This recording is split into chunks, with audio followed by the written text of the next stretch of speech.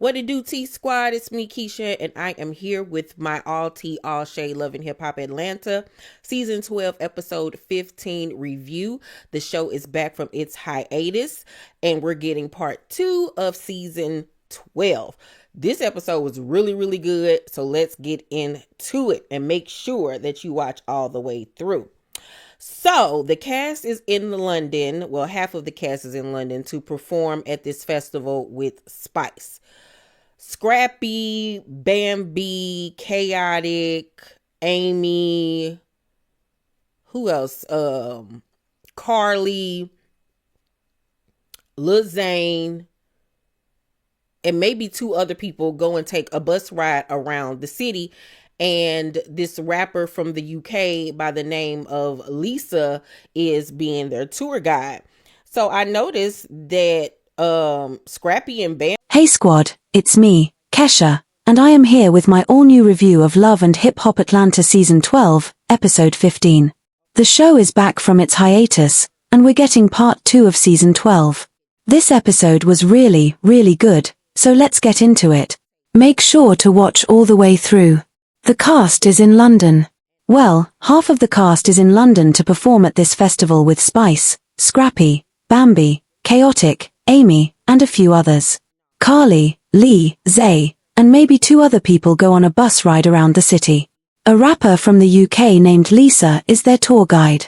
I noticed that Scrappy and Bambi are talking to each other, and I thought, when did this happen?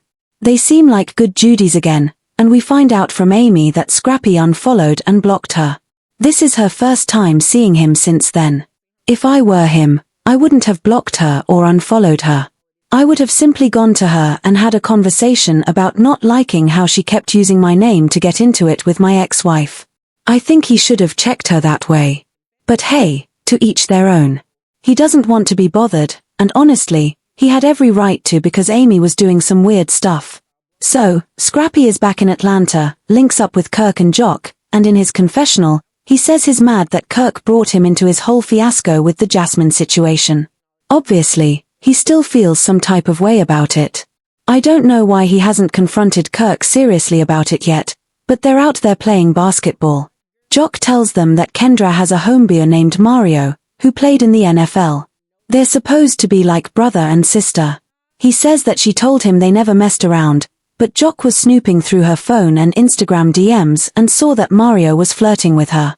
Then when he went back to look at the messages, they were in vanish mode. So now he's feeling some type of way about it, asking, why are you putting your DM messages with him on vanish mode? What's going on? Are you trying to hide something? Meanwhile, Bambi and Carly have a one-on-one conversation about Carly accusing Bambi of trying to get with some old man named Leroy. Bambi responds, "Girl, do you really think I would mess with anybody you have messed with? That's not me." They make up, apologize to each other, and agree to work on their friendship. Amy comes up, and Bambi says she feels like Amy still owes her an apology for trying to talk to Scrappy. Personally, I wouldn't want an apology from Amy after what she said, telling me she couldn't wait to have sex with my husband to see if it was everything I said it was. That's unforgivable to me. So, KRA tells Yandy and Mandy that Joe may have gone through her phone, but she's not sure. However, he was asking her questions like, would you ever work with somebody that liked you? Meanwhile, Mandy is just sitting there, covering her mouth, grinning because he knows the real tea. When the producers ask him in his confessional why he didn't tell KRA that he went through her phone, he says, I'm all about bro, and I'm doing what Kirk should have done for me. Ooh, shade. Someone's in their feelings. Then we have Sierra making her debut. You'll know what time it is. It's time for this week's episode of Keisha's Theatre, Sierra Edition. She says, I'm getting married today, and I'm so excited. I get to marry the man of my dreams. That's why I couldn't make it to London. We're rushing to the courthouse to get married. But it's also a little bittersweet because her mom and sisters aren't there since they're still not on good terms. After the last healing session, she thought things would improve with her mom, but they didn't. It's just temporary, and her family doesn't deserve to be there today. But she's trying not to focus on that because she's marrying the love of her life. Sierra and Zed get married, and I find out that Sierra's full name is Sierra Renee Thomas. I was like, that's why she's my spirit animal. Her middle name is Renee, just like mine. It all makes sense. It's all coming back to me now. Zane and Scrappy take a walk through the streets of London, and Zane tries to get Scrappy to make up with Chaotic. But Scrappy says, "I don't like that man. I don't want anything to do with him." He explains that Chaotic snaked him, taking him off the YouTube channel and collecting all the money without sharing any with him. Zane asks how Chaotic can make it right, and Scrappy says, "He can break me off with 5 stacks, and I'll go on about my business." Chaotic had told us that he was the one who got the channel started, buying equipment and all. Scrappy didn't contribute to anything, and that's why Chaotic didn't pay him. But honestly, I think that whatever was spent on production should have been deducted from the profits, and Scrappy should have been paid his cut for whatever was filmed. After hearing Scrappy's side, Zane says he doesn't know if he can remain neutral in this situation because now he's side-eyeing Chaotic. But I think Zane should stay neutral. Scrappy's work ethic isn't the same as Chaotic's, and Scrappy has contradicted himself a lot. We all know how Scrappy moves, he lies and is lazy. Sierra and Zed, along with both of their fathers and Paris, go out to eat, and Paris says Zed has stepped up for her like nobody else. She really likes him, and their relationship is great. But the question remains, where is your son? Why wasn't he at the wedding? Does he not approve? Even if he didn't want to be on camera, they could have blurred his face out or not filmed him. But the fact that he wasn't there said a lot. I wouldn't be mad at him for not wanting to be there. Sierra has gone from man to man, marrying this one and that one. It's too much. She hasn't acknowledged her son's feelings, which is concerning. Sierra's father tells her that he wants her to make up with her mom and sister, but everyone else is saying, "You're tripping."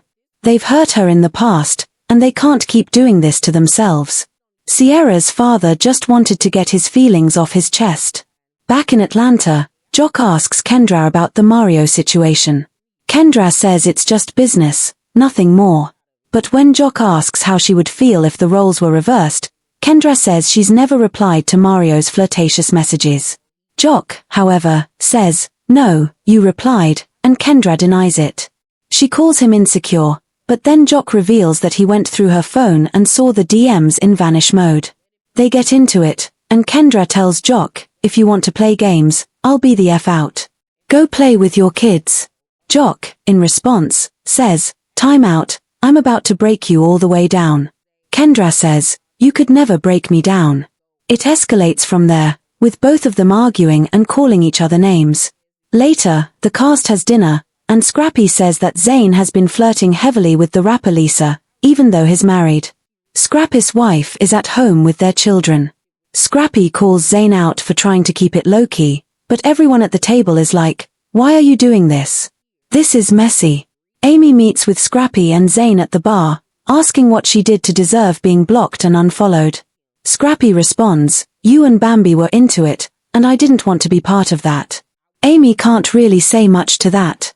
At the table, Amy tells Bambi that she doesn't want to keep arguing, and Bambi apologizes too. They squash their beef.